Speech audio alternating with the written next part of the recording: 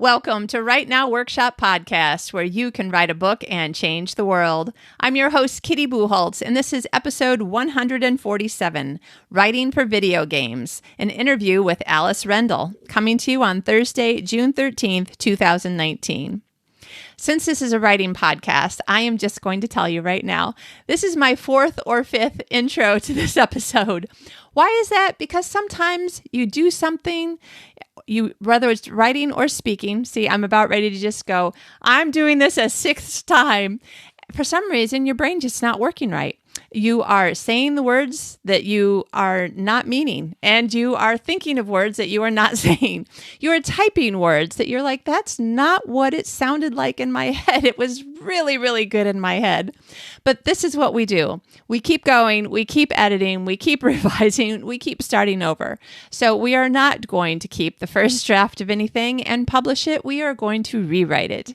And when we are speaking, sometimes we just have to redo it again.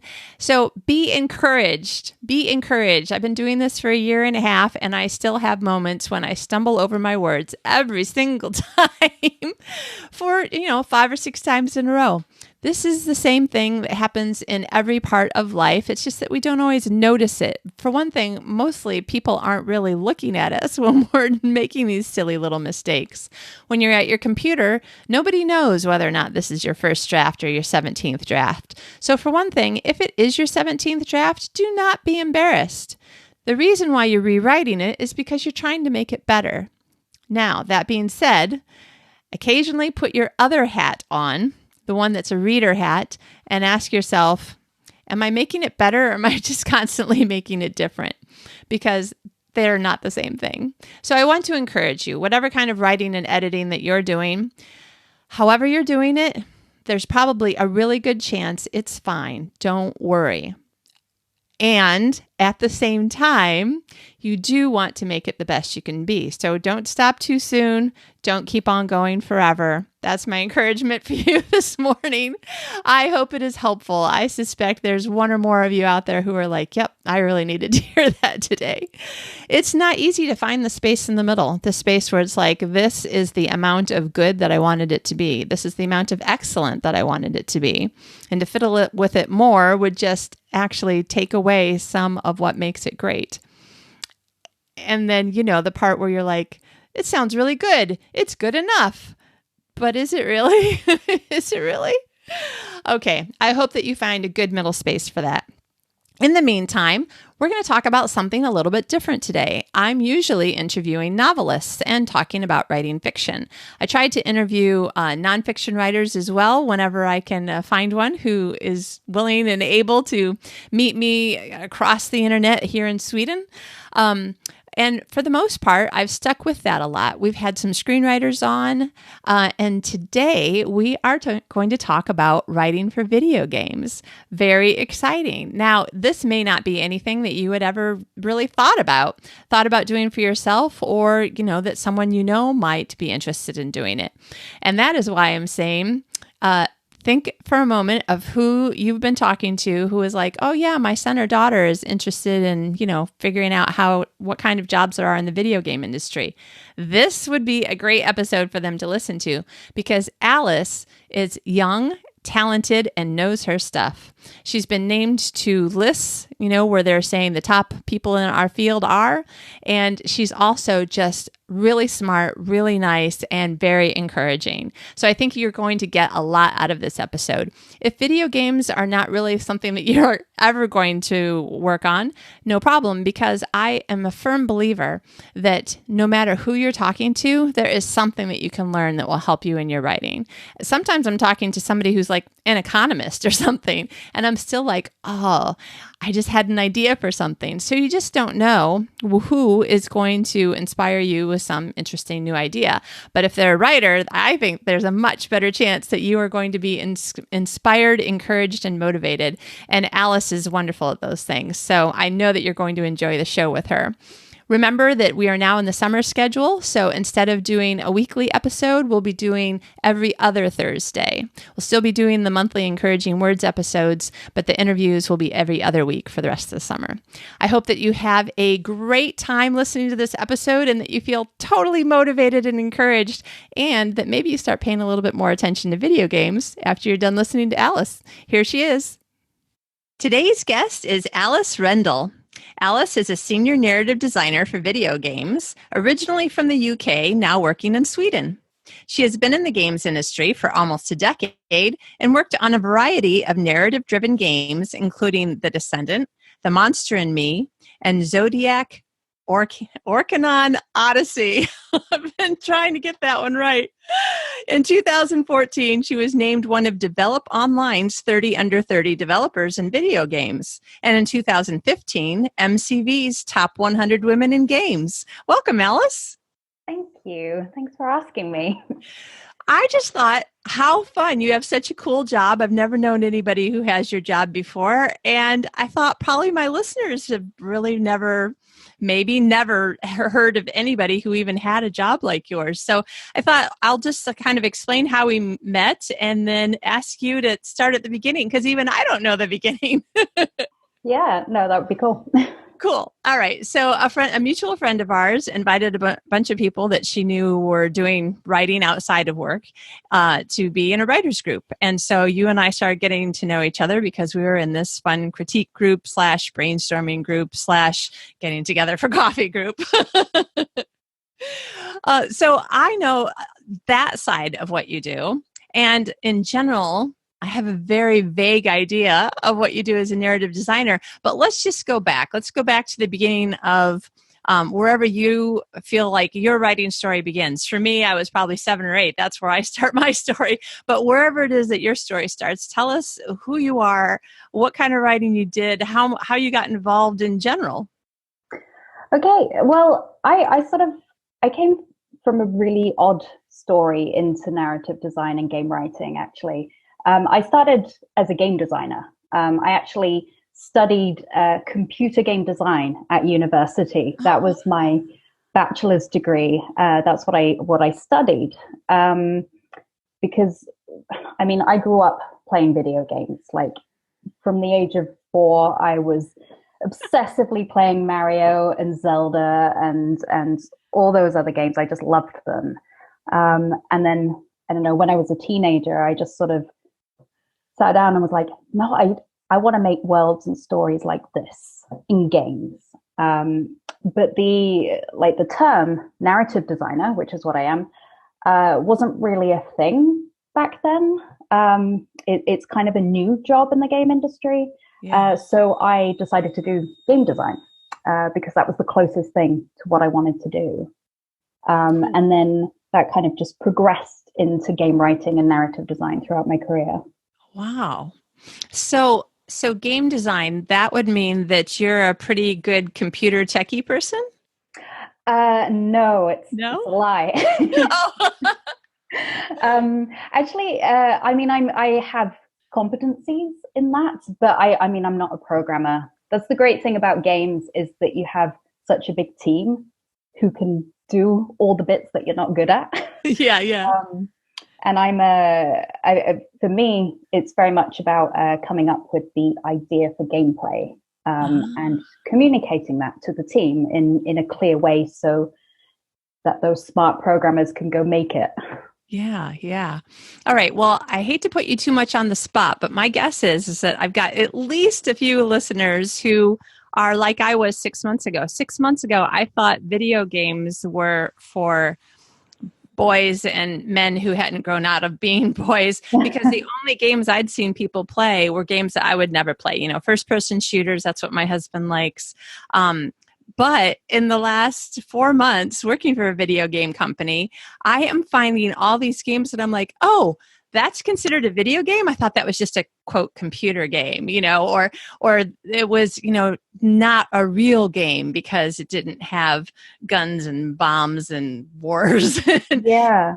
So tell us a little bit more about, what's your I hate to say definition, but when you say video games, what are you thinking of? Tell us some of the things that you like about them and why it is that you ended up in game design. Then I'm going to ask you, so how does a writer write that then? Well, yeah, I think a lot of people have the same sort of opinion or see this small tip of the iceberg of video games. Like there's there's a certain type of games that get a lot of press, and I think it is the ones that you mentioned, like the shooter games, the big budget, expensive video games. But I actually started in what we call indie, so the more independent, smaller teams, smaller budgets, and that can be anything. Like I've worked on games about mental health, or I've played games about the environment and trying to change people's perception of society. Like games can be a lot of different things. Wow. And what I love about them is that they promote empathy, because you're not just passively watching something, you're not just reading someone else's point of view or watching someone else's point of view on a big screen or a TV. You're playing it, you're experiencing it. Yeah. So for me, games are so much more than you see with the big shooty, which can be great games as well. But right. It's not the whole industry. Yeah. Like a wonderful video game company that put out a really cool game had a really cool party that was like walking into the game, and I was just like, holy cow, this is so amazing. Like I played the game and now I'm walking into the game, and it really makes you feel like this is a world that I can understand. You know, we have so many books and movies and TV shows and whatever about some sort of post-apocalyptic or dystopian or some sort of zombie thing or a plague thing. I'm reading a book, another book right now about like a plague that destroys almost half the world. And no, I'm not going to say that because that would be a spoiler for a movie that is still brand new. So I won't mention what I was going to say, but I bet you can figure out what I was just about ready to say. Yeah, no spoilers. No spoilers. I don't think I've seen it yet. Oh, okay. Yep. Keep my mouth shut. But there are so many things in that broad universe that it's just got people's imagination going. And so in a way, it's super duper cool. On the other hand, like when I try to play it, I'm like, okay, I need to shoot that guy who's shooting at me, and I understand that. And I'm okay shooting with somebody who's shooting at me. You know, I'm not going to shoot at my neighbor, but nonetheless, I couldn't actually do it. But then another friend who's a friend of both of ours suggested this other game, Siberia, that's more of a puzzle game, which is totally what I like. And I'm like, oh, I thought that wasn't like really a video game. She's like, I hate it when people say something isn't really a video game. Yeah, I mean, there's I actually don't play a lot of the shooting games purely because I suck at them. And I actually only like to play video games that I'm really good at. Yeah, as I think we all do, right? Yeah. And so for me, it's a lot of those puzzle types of games. Like I grew up playing The Legend of Zelda, which is about adventure, and it's about puzzles and exploration.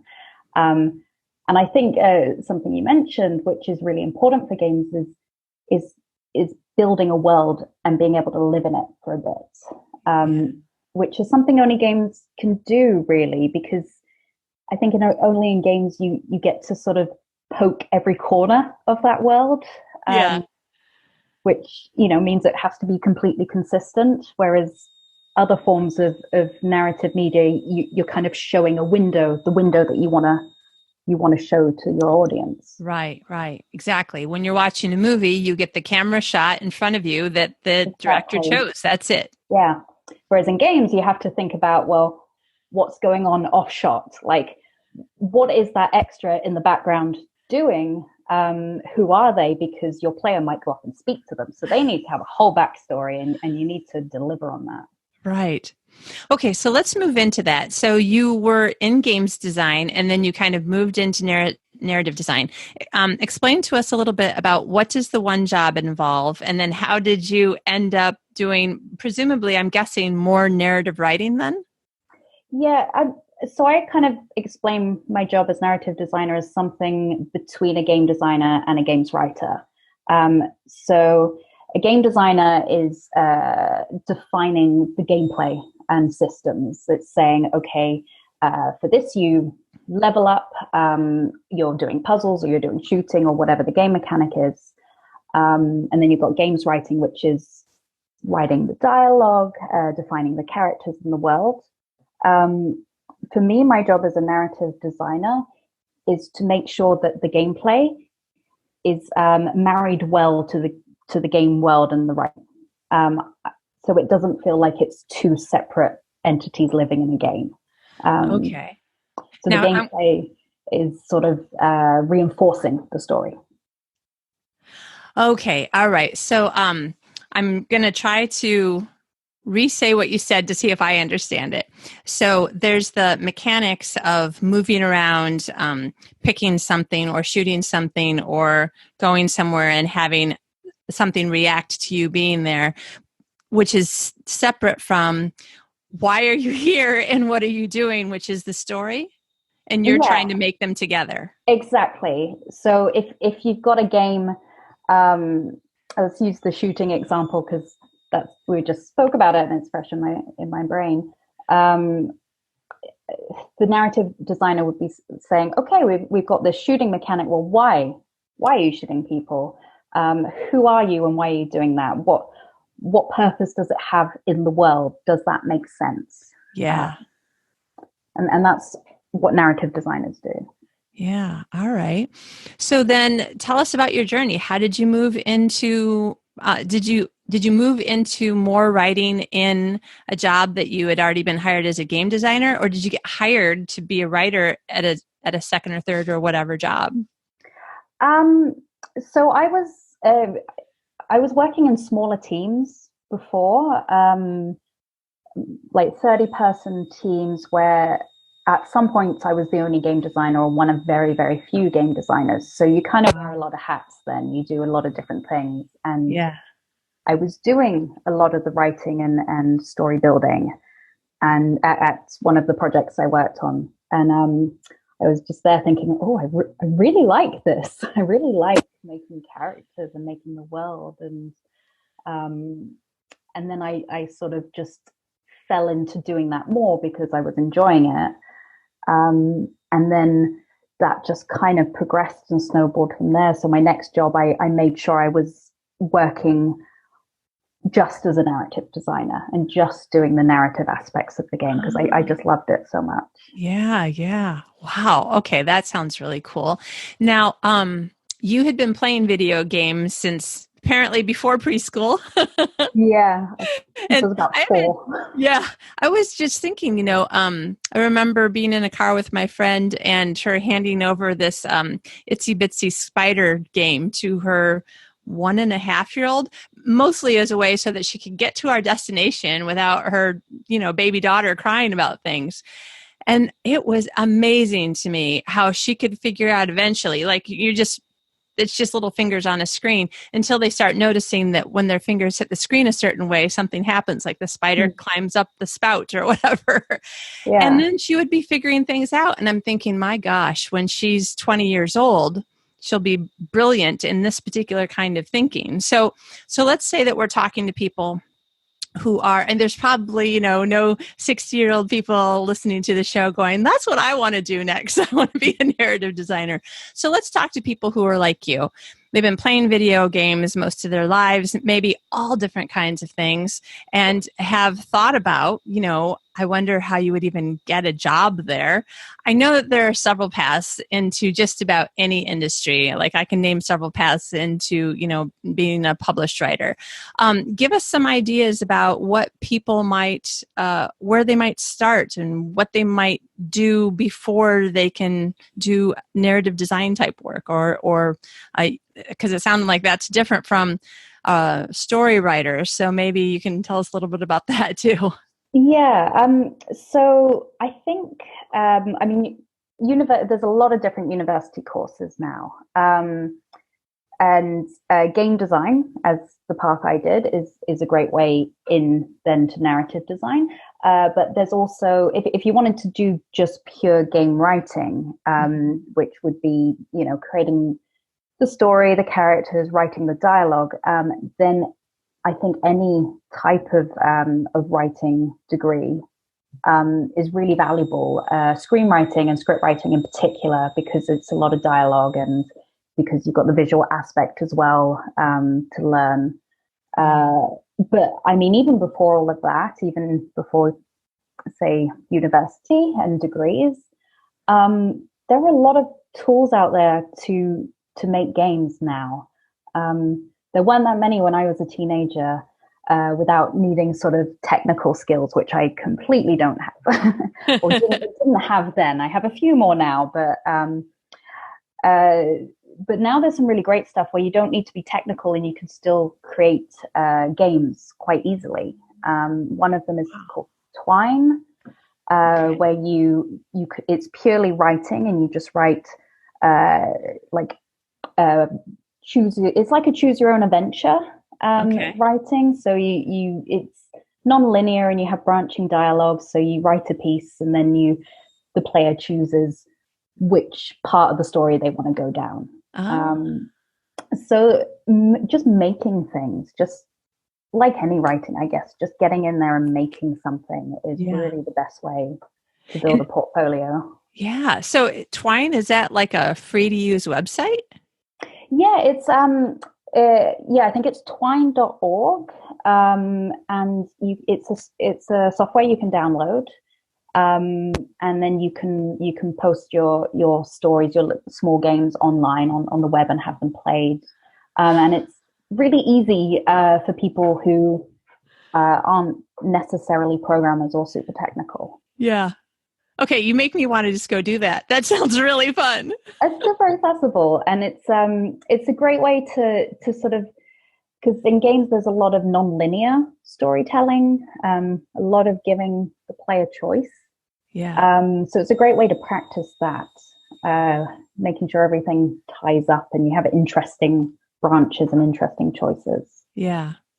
Now, that reminds me of something that you said at the beginning. You were talking about, like, sometimes you've worked on games that are, and correct me if I'm misquoting you, but had some sort of purpose in helping the player to care more about the world around them, but within the context of it being a game. Am I understanding that right? Yeah. Okay, so tell us a little bit about that. How do you write things in a way that you're giving the player choices, some of which may not be the choices that you want them to take, but you have to give them that choice, right? Yeah. So there's a lot of really interesting games out there which explore sort of, I'd say, more serious topics. One great example that I can think of is called Papo and Yo. It's quite an old game now. It's a puzzle game, and you play a small boy, and he has a pet monster, and you're trying to take this monster around all the puzzles and use you and the monster together solve the puzzles. But it has this really interesting game mechanic where if the monster eats poisonous frogs, he goes into a violent rage and starts attacking you. So you have to avoid him. And if you read about the background of the developer and the story, this was actually this metaphor for his alcoholic father as he was growing up. Right. And this was his metaphoric way in gameplay to tell his story, to tell this really powerful emotional story through gameplay. Yeah. And for me, it's one perfect example of narrative design. That's you experiencing the story through the gameplay. Yeah. But also something that is really important, and you wouldn't necessarily have a lot of access to that in games.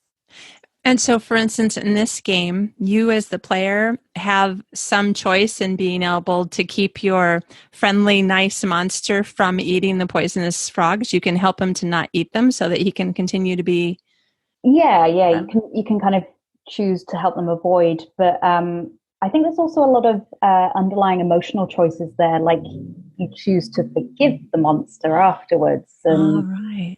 um, you choose to not be angry at them. And I mean that example is probably more linear, but there are other games like that where you have those sort of big emotional choices, which show you something that you may not have gone through in your own life, but sort of give you an insight into someone else's life. Yeah.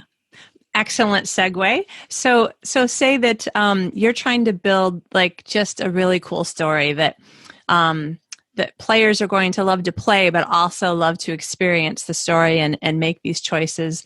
Um, what kinds of, I don't know, tips for others, but also like where do you kind of dig in and try to figure out how can I write about this concept that I don't, haven't experienced myself in a way that's really engaging, that makes people want to keep playing. I mean, you as a video game player know what bores you and makes you quit, or what's too hard and makes you quit, or what's so engaging that you just have to keep playing for hours and hours and hours. So how do you, as a player who's now writing the story, find ways to develop these more engaging storylines?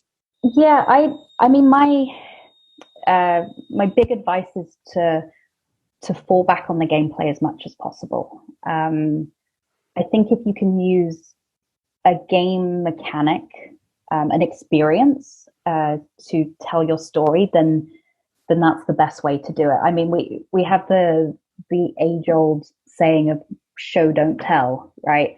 But like in games, you can experience don't show. You know, Yeah. you can go one step further with that. For me, the best games that get their stories and message across are ones that don't have big cinematics or a lot of text to read, but are ones which tell the story through the environment and through the gameplay and the music and Right. everything else but the text. Yeah.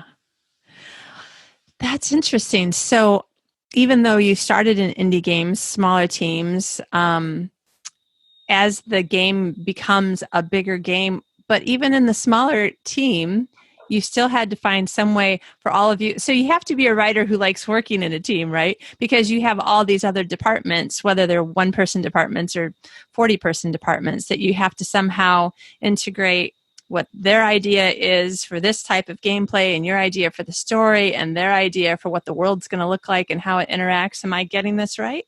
Yeah, completely. I sometimes feel like that's a lot of my job is just making sure all the departments are talking to the narrative people to make Yeah. sure that the narrative is in every aspect. Because yeah, I mean, you always work. It's a big collaboration making games. You've got the animation, audio, programming, gameplay, level design. So many different departments, and Yeah. if you want the story to be um, sort of championed in each one, then you have to talk with those people and explain to them, look, this is what I'm making, and this is how you can help me do that. Yeah. So yeah, it's super collaborative, which I love. I love that. Right. Okay, so that's another great segue. I know a lot of my listeners write short stories, novels. I'm sure some nonfiction, some screenplays, but I would say that the vast majority of listeners probably work in a room by themselves somewhere. This does not sound like that kind of a job. No, I don't get me wrong. There are occasions when I want to write, and I'm just like, I'm just going to go in this meeting room and sit down with my own thoughts for a little while. But no, it's office environment. It's a lot of talking with people. So I actually, because I also write things on the side as well as sort of a hobby as well. Um, I actually find that a lot more difficult. I'm constantly sort of turning around to someone and saying, "Oh, what do you think of this idea?" Okay, no one here. Right. Yeah. Just me and my own brain. Yeah. So it's very different. But the good thing about that is working with people, you always have someone to be that mirror against your Yeah. ideas, to be a soundboard for bouncing ideas off, and that's really great. I love Yeah. that. Yeah. What I found in the last few months, again, first time I've ever worked for a video game company. I worked in film and television, but so other forms of entertainment, just not this one. And in a different way. So film is different from TV. My experience is working in it, and video games are different from that. What I've personally found in my one and only experience is that I feel like I'm surrounded by like all of the kinds of people that I would want to be surrounded by if I knew that they were there somewhere that I could go to a place and be surrounded by them. I mean, I just feel like I walked in and went, oh my gosh, these are my people. Like everybody's got little toys on their desks and figurines, and they're talking about all of my favorite subjects in the world. And yet we're having these also short but really interesting conversations about things like sexual violence in Game of Thrones. Even at the same time that people are like, oh my gosh, the political intrigue in Game of Thrones is amazing. So we have these serious conversations, even as we're also having these, laughing conversations about just really odd things that I can't even think of an example right now, but like just taking apart something from, Ferris Bueller and going, do you notice that that's in this and this and this also or something? Yeah, I mean, I'm not afraid to say I'm a geek, Yeah. and I have been, and always will be. And yeah, I think a lot of people who work in video games, because it's a really young industry, relatively to film and other industries, and it started really just with a lot of game hobbyists who were so passionate about it that they wanted to make games themselves. And we've sort of ridden that wave for a really long time. Yeah.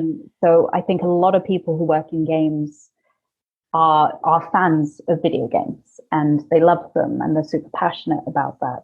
That can be a good and bad thing. It has a tendency to produce a lot of workaholics. Yeah. Because you love your job so much. There's also, unfortunately, room then in the industry for people to take advantage of that with Right. pay and too many working hours, because it's your passion. You're lucky to be doing it anyway. Yeah.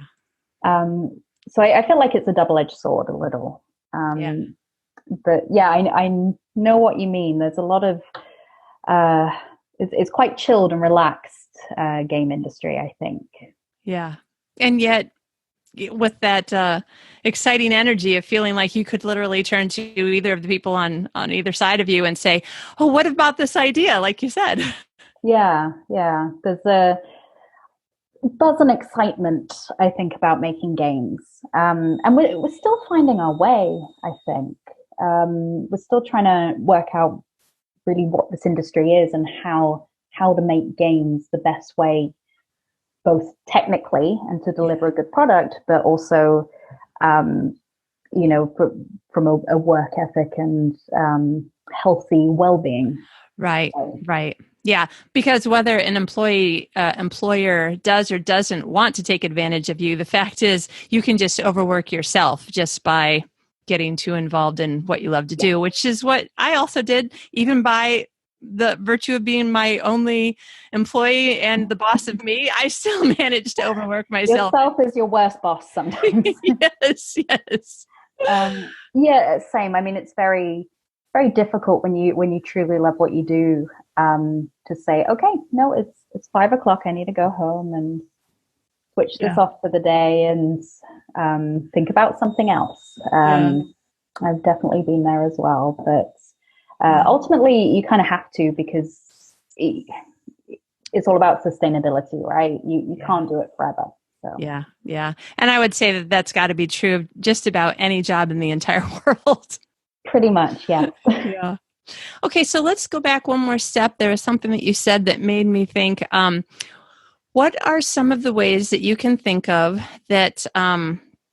I have a two-pronged question. So I'm most interested in the writing, but I know, for instance, and like I said, my only experience in the video game companies, I've talked to different people. Some of them have been college interns. Some of them have been doing some other, you know what, maybe all of them were college interns, but I thought some of them were some other kind of intern. They weren't in college, and they just sort of found a step in, and they learned a lot and just worked their way up. So I don't know if that is a possibility when it comes to writing, but what are some of the ways that you would encourage people to create the kind of skill set where they could, work their way towards a narrative design position?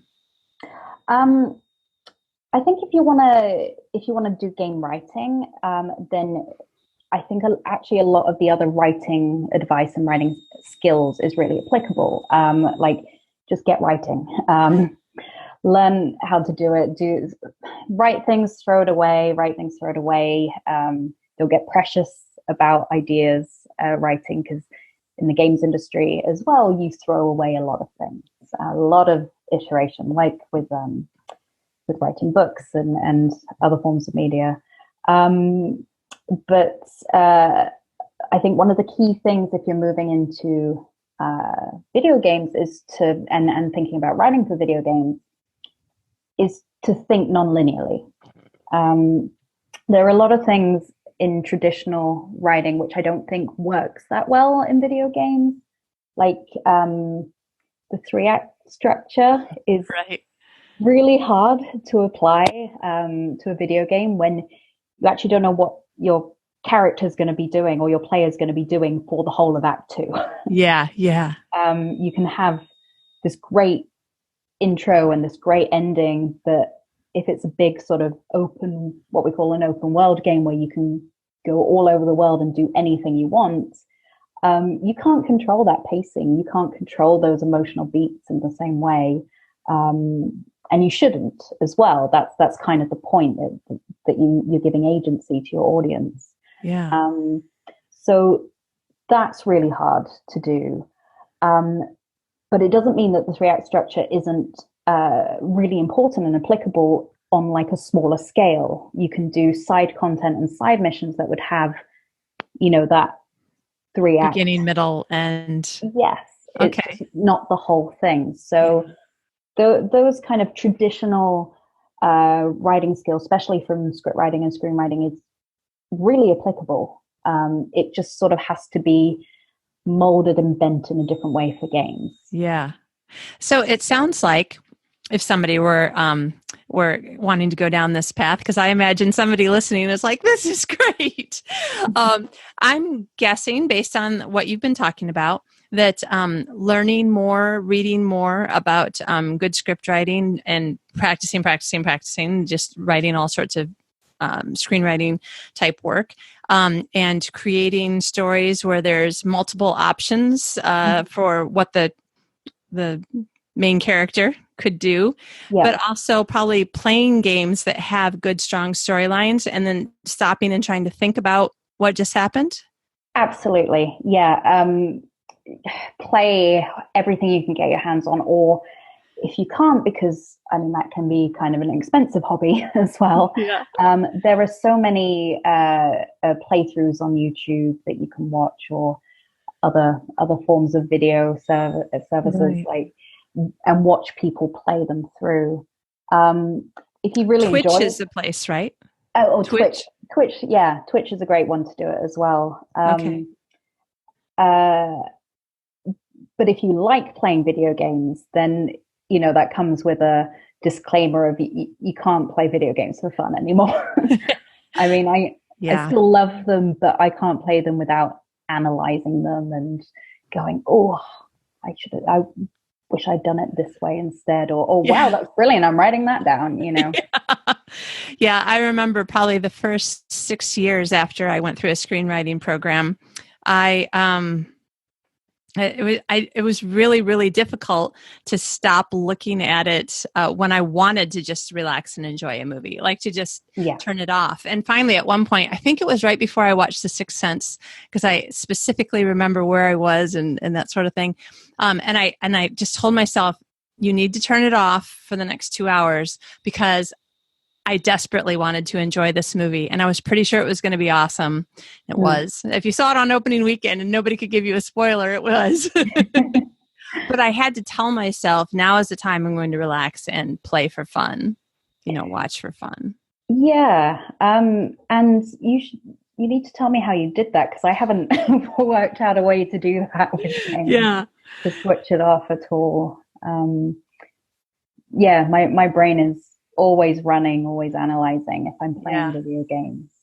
Well, and I think part of it is, and this is really an important thing that I try to mention every now and again on the podcast, because it's not something that I hear talked about. Well, maybe the last 2 years a little bit I've heard it talked about. Otherwise, not at all in the last 20 years that I've been writing, where people are talking about the difference between I love my work and actual playing. So there's like a whole different part of your brain that's engaging when you are playing, like a 5-year-old who goes out and has no specific thing in mind that's like, let's play tag. And you haven't decided, I'm going to run to that tree and hide under there and then go over there and then tag that person. Like, it's not you're just in the moment without thinking.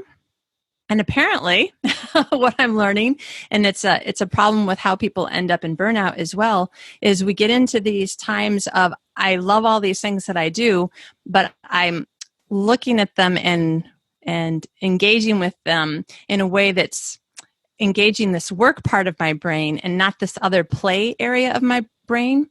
And it helps your engaging in play helps your brain to sort of relax, like stretching after exercise, kind of.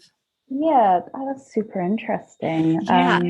There's some really interesting books about play and the cognitive response and why it's so important. Well, we've been doing like storytelling, around the fire of around the campfire with cavemen telling stories and everything, or women. Play has been part of our culture and society for so long as well. I mean, there's always this idea that the video games, or games in general, is for kids, or it's kind of juvenile in some way. But play on every level is something we've been doing and for forever. And it is really important. And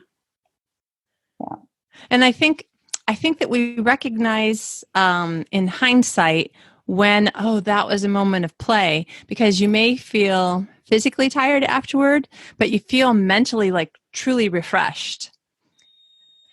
Yeah, and I think there's a lot of research gone into sort of puzzle games as well, like Tetris, and kind of what happens cognitively when you're playing Tetris and how your brain switches off because it's organizing and I've heard that there's some great research in how Tetris helps people with PTSD, because it is that switching off. You're in the moment, you're focusing, and you're putting things in order, and you progress, and you're slowly getting better.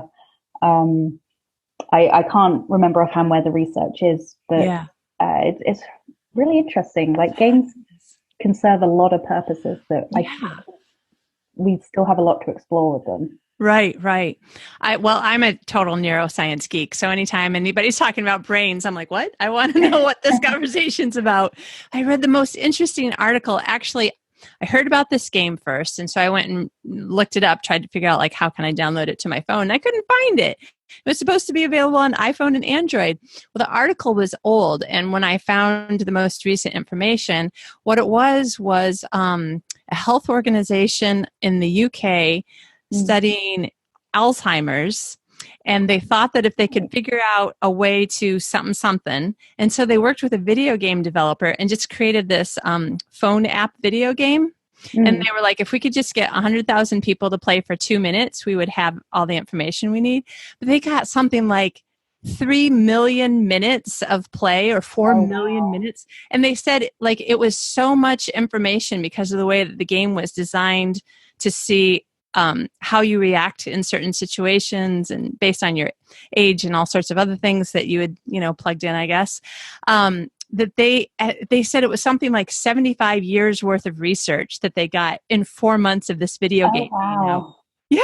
Amazing. And I'm like, oh my gosh, this is so cool. I didn't know games could do stuff like that, but the game looked so fun. I wanted to play it.